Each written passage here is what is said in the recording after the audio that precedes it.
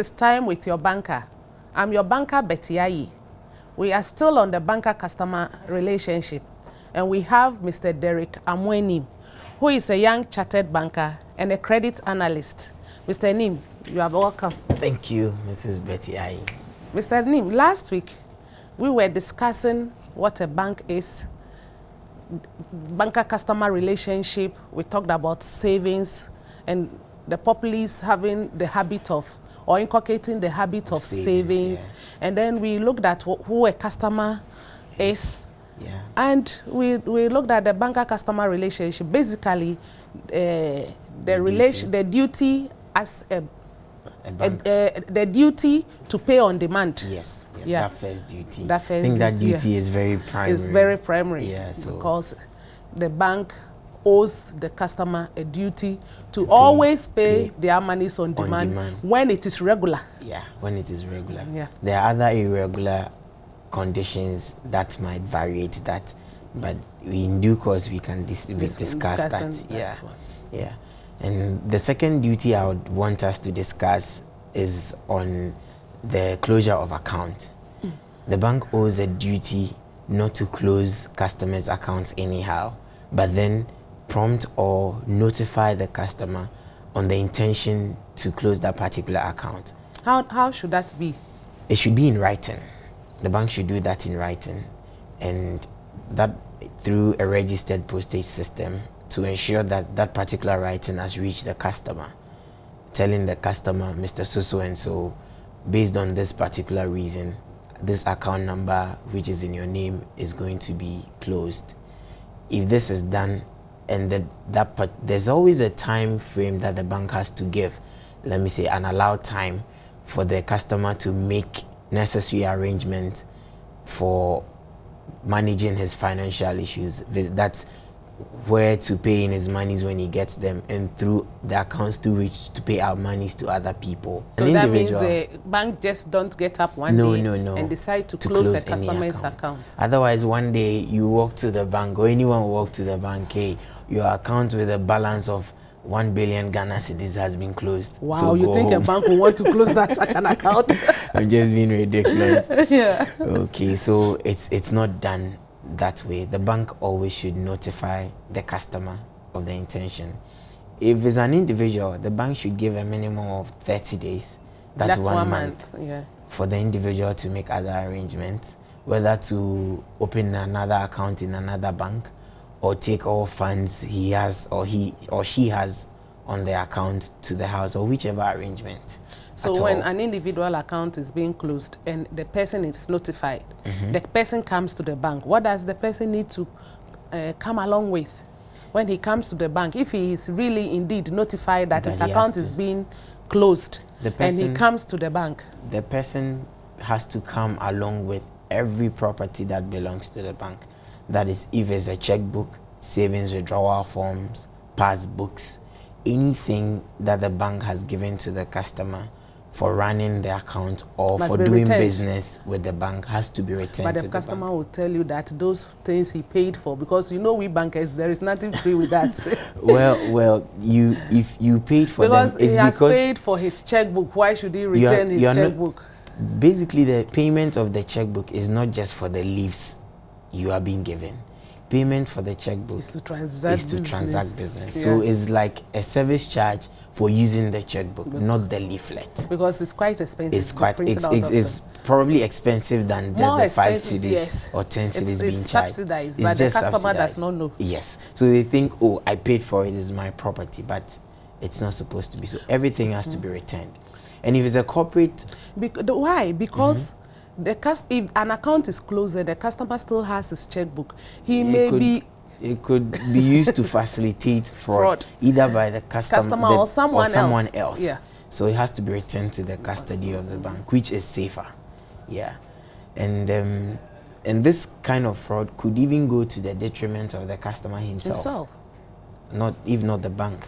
It could also be to the bank though. But the customer needs to return them for the customer's own good as well. Yeah. And if it's a corporate or business account or customer, the bank normally should give an allowed period of 90 days or 3 months for the customer to make that same kind of arrangement to keep the business running, financial aspects of the That's business 3 running, months. 3 months, unless there is any other thing that the customer may request. That's minimum, so it could be more depending on But the you know, customer's maybe the customer condition. might have issued out checks to That's- some of his clients or some of his customers also that will be operating in the system. So system you for just some don't time. Just close halt a corporate everything. account within a month. Yes. Because the check system, the check itself has a lifespan of 6 months. So if you just shut it down within 1 day, then I think Or the within bank 1 month. within 1 month I think we are 6 months should even be should be more better. appropriate. So So I that think if he has issued a check all and it's in could the flow system, through. all could, yeah. and then the life will just elapse. But if I you think give 3 a customer months. 1 year, you'll still be Still issuing continue checks. issuing checks. So 3 months is okay. But I think the 3 months should basically be minimum. Yeah. With regards to the banker-customer relationship, that is really growing and flying high. But why would a bank want to close a customer's account? You know, the The- customer will wonder why would a bank want to close my account? It could be that the bank has noticed that this particular account is being used by the customer to perpetuate fraud. Yeah. And if this is going on, it's not good. It's criminal. It's criminal. And the bank should not condone and connive with customers to undertake Some such customers criminal. are also very troublesome. Very, very troublesome. They give the banks unnecessary troubles, and in Unnecessary that vein, you are not fit to do banking business with that bank. Exactly. Because if a bank feels that is uncomfortable with a customer, though the banker-customer relationship exists, I think that the bank has the right to close such an account. Yes, the bank Indeed, has. we are looking for customers. Yeah, but we are then looking for good customers. Good customers. Yeah, to do good business to with. do very good business with. Exactly. Because we have opened our arms and we intend to do very good business and be honest and transparent with our So customers. our customers too have to reverse that. Yeah, they need to must reciprocate. Yeah. Yeah. So in that's basically about the account closure. That's a very good, it's very important duty the bank has to, undertake in giving services render to its customers. And you wanted to say drop in something. Just go ahead. Okay, so another duty the bank owes its But customer. sometimes we don't inform the customer and we do close the accounts. I remember some years back, some banks closed the account of several of its customers because they were not able to meet the required minimum deposit that the bank is looking for. I don't want to mention any bank's name. Name, but some accounts were closed because the customers could not meet the minimum balances. Then, and so those accounts, but does it mean the accounts were opened with zero balances? No, at a stage the banks in question decided to raise their minimum deposit. So if you fall within it, you either come to withdraw your money or the account is closed. That wasn't fair then. That is in the past. Because some people came back from outside, they've traveled outside, they came and there was nothing. The accounts are closed. The accounts were closed. And the monies, we'll come to that, the monies in the account too have depleted. Yeah, they came with charges, they came and they have virtually nothing. And it really was very alarming. Yeah. People were really, really peeved. You know, when it comes to money matters. It's no joke. It's not only the Ghanaian who will be furious, everybody. Everybody. Let's look at this other duty. We wanted to tackle it last week. The duty of secrecy. This is a very broad duty. Yeah. This duty, it's or confidentiality. Yeah, confidentiality. The bank owes the customer that duty to keep everything, transaction or detail of the customer between the bank secret or confidential. The bank has no right to divulge any information about the customer, being it the account number, the account name, the balance on the account, anything to any third party. Even including the spouse? No, not at all. Unless the customer gives the go-ahead that divulge this particular information to my spouse. If it's not, if that kind of let me say, authority has not been given. Has not been given. We don't have any business doing that, relating in any information at all to any other party. So let's look at this scenario. A customer walks into the bank, goes to the teller, presents a check. Let's say the payee. The payee, that's the person to whom the money has to be paid to. So he's not the account holder. Yeah. Goes in, enters the bank. The account holder is the drawer of the check. Is the drawer of the check. Enters the bank, goes straight to the teller, presents the check. The teller looks into the system, checks the customer's account balances, and then says, "Oh, Niska." No.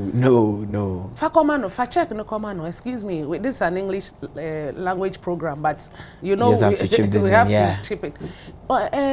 Customer, well, Niska, fa check no komano. It's not a good practice. It's not very ethical. Embarrassing. It's very bad. And the customer can take the drawer of the check, can take the bank on. Because it's just, so we should know what kind of information we give out there. In this case, if the customer doesn't have sufficient funds, the teller just has to refer the check to the drawer.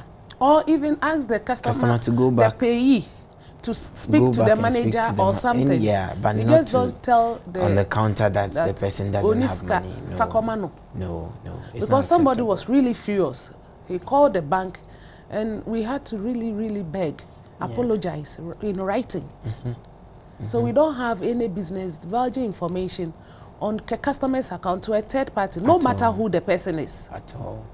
We don't have to, unless like we said earlier, the customer gives that authority.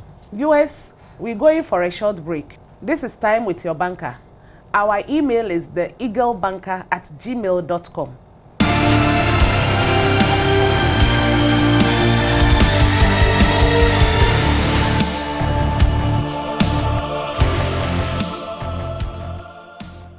Welcome back to the show. We had some questions from last week. Mr. Kofi Boama from Tema asked this question: what should be the average time a customer spends in the bank before being attended to? Well, basically, the average time the customer has to spend at the bank before being attended to, I'll say, is immediately. That's the average time. But normally it depends on the kind of transaction the customer wants to have at the bank. That will show the time the customer will stay at the bank. But let's take it for just a withdrawal of cash.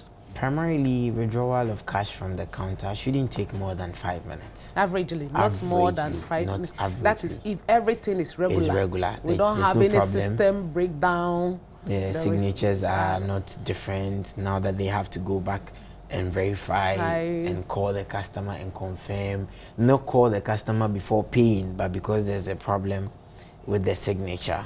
So if everything is regular on the check, then our systems are right. We don't have any system breakdown. The average time should be 5 minutes. 5 minutes. I think it's reasonable. Yeah, it's reasonable. 5 minutes, you should be served and you should be out of the banking hall. And now a lot of the banks are so keen on the time spent in the queues by their customers. There are sometimes you go to the banks, you notice that the branch manager, him or herself, will come and try to harness the queues to move faster, redirect them to other places, other tellers to be paid. But sometimes, not sometimes, recently I walked to a bank and actually there was nobody in the banking hall. There were about 2-3 people seated. Yeah. And I was like, whom do I speak to? Because I saw this lady standing there and I saw this gentleman behind his PC or the counter, or let's say the teller's office. Okay. And nobody spoke with me. I didn't know whether the people sitting there were queuing, or whether I should join them, or I should just walk straight to the counter, the teller. I was like, what should I do? So I was just trying to see who can help me. But I don't think that should be. We have to be alert. As far as and I was expecting the one standing behind the teller to just draw my attention. Yeah. So I asked the security man, whom should I go to? And then he directed that those seated those seated were not in a queue, so I can just straight. And I stood for about 2-3 minutes before I had to go to the security man. Perhaps that was. I don't want to mention the bank. No, don't, please don't, please don't, please don't. But I think that was just bad on the side of the staff. It was bad on the side of the bank staff. I think they were inattentive at the moment you entered the bank. They were inattentive. But that's not acceptable. As far as you're always waiting for people to walk in to be served, you need to be attentive to know who wants your service, because the services are supposed to be rendered immediately. So that's an unfortunate case. But what if the customer is not coming to withdraw? How long should that person stay?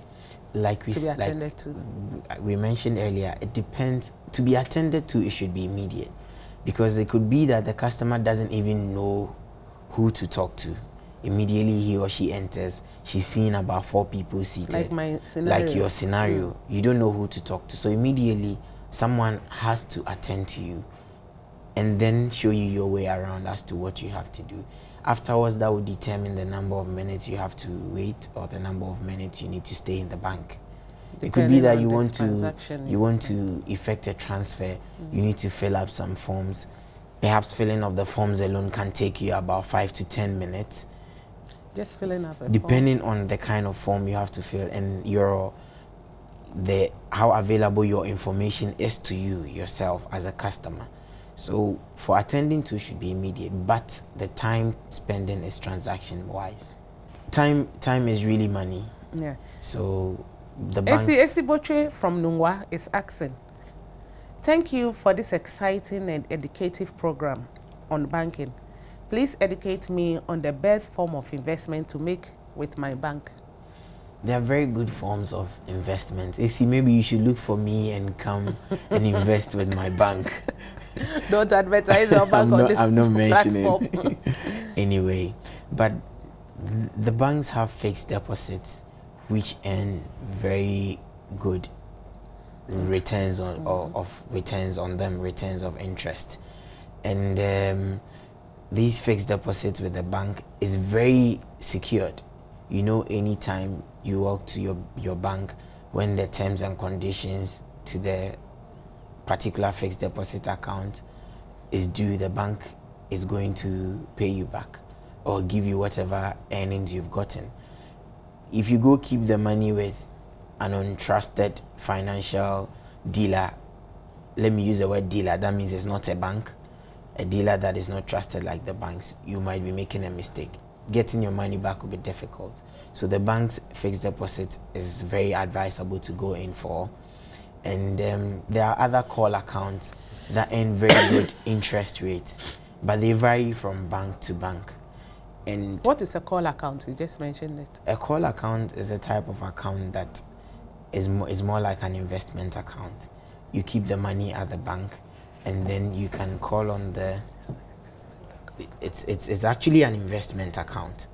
I wouldn't say it's an investment account, whereby the name even tells you can fall on the money anytime by just calling on the bank that I want to redeem my money. So it's not as fixed as the fixed deposit. As the fixed deposit. That one you can invest, and then in a week's time you can go pull for part of your money or add on to it. Exactly. But the fixed deposit is fixed. If it's for 3 months, 90 days, it's going to run till the 90 days expires. Then you can draw down the principal and the interest, or roll it over, whichever way you want it to be. Roll it over as in add the interest up and then reinvest in the fixed deposit. But the call, you can call on it, the name, you can just call it to you anytime. So that means the fixed deposit will attract more interest. Yeah, it will, than because the call. It will, because the time frame and the flexibility of the access to the money varies. Fixed deposit, you cannot easily access it as and when you want, so the interest will be higher. You know, in investment, the longer the tenor, assumingly the higher the return. What's the difference between the treasury bill and fixed deposit? With the treasury bill, it's more like lending to the government, but it is transacted through the commercial banks. But with a fixed deposit, it is directly, let me say, lending to the bank as a customer. So it's not every time that the bank lends to the customers. The customers also lend to the bank. Yeah, that's where there's a debtor-creditor relationship between the bank and the customers. Yes. So in the fixed deposit, you are lending directly to the bank. But with a treasury bill, you are lending to the government, but through the commercial bank. So if the government wants to borrow money from the individuals in the country, it does that through the purchase of treasury bills. The treasury bills, exactly. And through the banks, because you can't go to the government with your 1,000 Ghana you can't go or 2,000 Ghana. The Jubilee House that you want to buy. That you want to, that the you have government money, the president should give you, no, not at all. It needs to go through the banks. That's the difference in here. So these investments, and in terms of, for what's her name, is Boche, right? Yeah, it's AC Boche from Nungwa. AC Boche, you can resort to these investment packages, walk to your bank and ask them about their fixed deposits, call accounts, or the treasury bills. I think we should go more. We should go into the treasury bill fixed deposit into more details, because what the customer doesn't know is that if you have a fixed deposit with the bank, if you want to take part of your money, you can. Yeah. The bank will break down the investment, and though it is for a period, the bank will break down the investment and give you prorate and give you what is due you. Yes. But when you go for a treasury bill, it is not the bank you are lending the money to, it is the government. So the bank takes that investment, gives it to the government, and takes your interest and gives it to you. So the bank becomes an intermediary in this relationship. So if somewhere along the line you want your monies back and you go to the bank can't give you that money, because that money is with the government. It has to go to the government. It has to go to the government to take it. And the government, with the government, it is fixed. You have agreed you want a fixed investment. You want a fixed investment in so much with the government. So if you want part of your money, that means that you have to sell it to somebody. Yes. And who can you sell it to? That by the one you bought it from. Yeah. And you bought it through the bank, so you sell it to the bank, and you may not get the exact amount you are expecting, because the bank will discount that bill. Yes. That is one thing the customer doesn't know. Yeah. The bank will discount it, and it may not be in your favor. Yes. So when you want to, when you want to have an investment, sit down with your banker and weigh these options. Weigh the options as to whether you want to go in for the treasury bill, or you want to go in for a fixed deposit, which is quite flexible, or you want to go in for a call account. Yeah. That one you can call every time you need money, and you can top up your investment. Yeah. I think that answers it. Ms. Amweni. Yes, Mrs. Still on the duties. Okay. We're looking at the duty of secrecy. If the bank divulges any information, about the customer to a third party, it makes the bank very liable. The bank can be sued for any damage whatsoever. It could put the bank in a very uncomfortable corner. But another thing, another variation that goes with the duty of secrecy is when the customer himself or herself expressly or impliedly informs. Your terms are huge. We want to break banking down to the understanding of the layman. Anyway, time is up. We are on time with your banker. Today has been very interesting. I hope your questions have been well answered. We'll meet next week. Meanwhile, you can rope in your questions still on our email, theeaglebanker@gmail.com. Thanks for watching. I'm your banker, Betty Ayi. See you again next week.